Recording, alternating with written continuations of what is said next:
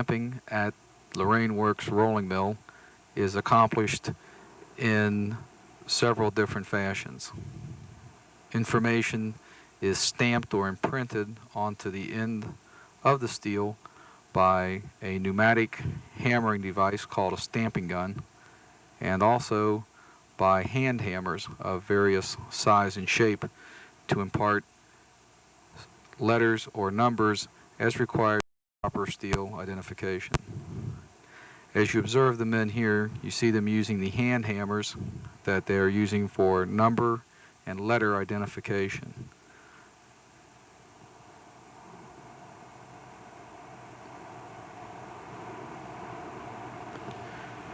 This hammer they are using is a short 14-inch handle with a head of alloy steel approximately 16 ounces in weight.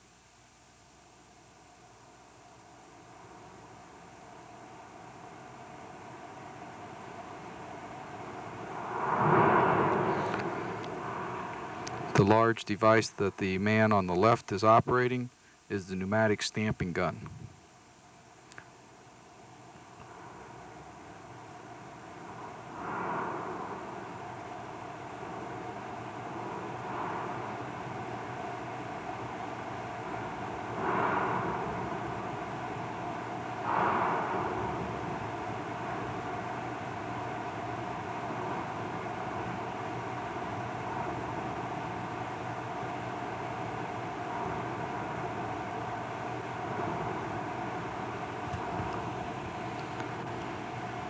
As you can see, the motion of the man using the small hand hammers is similar to a backhand motion like using a tennis racket. Here he's using his opposite hand, swinging in a forehand motion and accomplishing the same results. The steel that's being rolled is finishing at a temperature in this area of approximately 1800 to 1900 degrees Fahrenheit.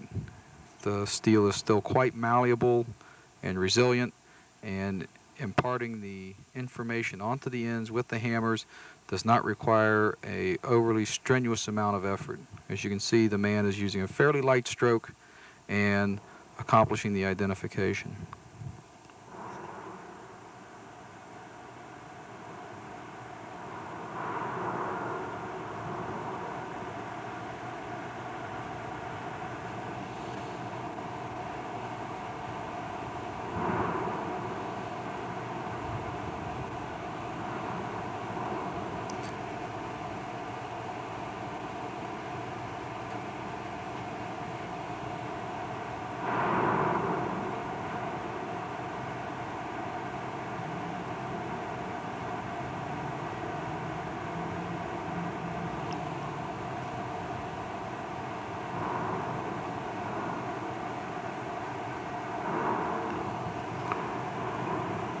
On this size product being stamped at this time, the average number of cuts per ingot is probably around 10. The number of ingots per hour is a maximum of 40, so the most piece would be 400 per hour. These men here are stamping test pieces, where a small piece is cut off at the end of a billet. The man uses a hand hammer and another stamping hammer to impart the identification to the test piece. He's using a larger hammer, a 30-inch long handle with a larger head, and it imparts a larger number. As you can see, he's swinging it straight up and down in a vertical position, similar to a carpenter driving a nail.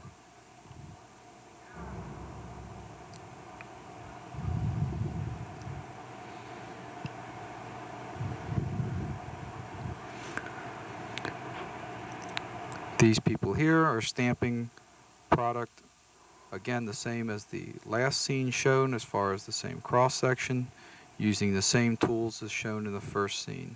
They use the same pneumatic stamping gun, except it is loaded with larger numbers and characters, which the man on the left is right now imparting on there. He puts 2 numbers on the end of each piece to guarantee a good stamp.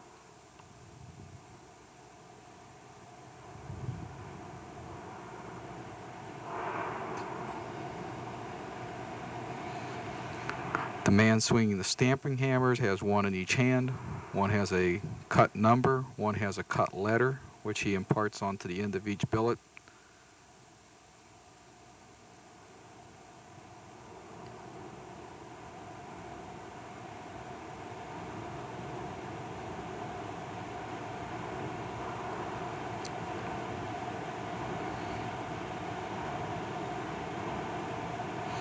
As you can see, with his left hand, he's using a backhand swing. With his right hand, a forehand swing, similar to the way you would swing a tennis racket.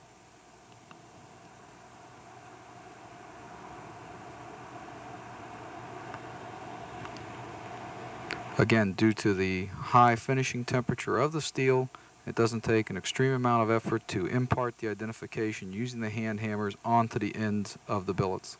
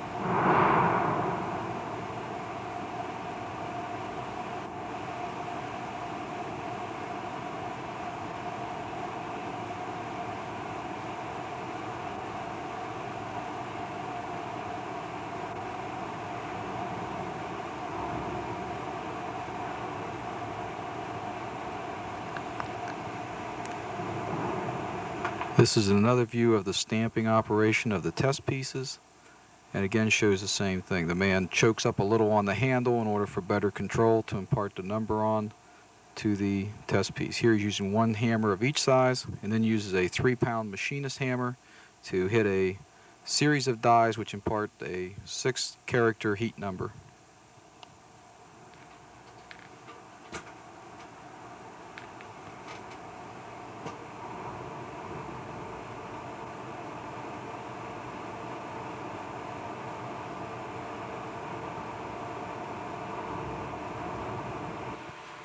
This stamping hammer is the stamping hammer shown in the first stamping operation on the video. It's 14 inches long. It has a wood handle, has a steel alloy head. On the head is the letter H on this one, which is one of the letters we use to identify steel. The hammer, as you can see, is like a normal hand hammer and grasps like so. Swing accordingly, either direction.